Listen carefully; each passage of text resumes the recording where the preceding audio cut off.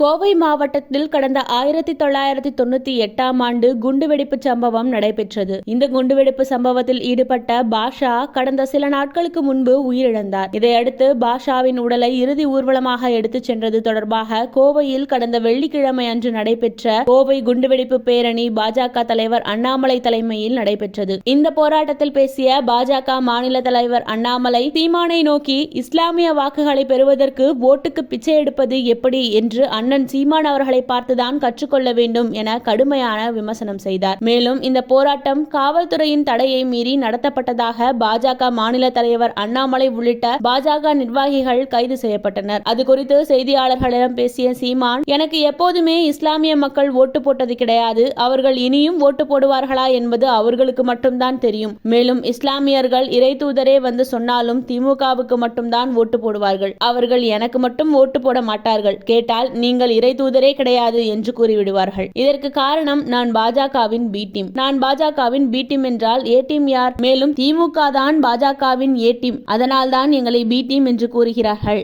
என கூறினார்.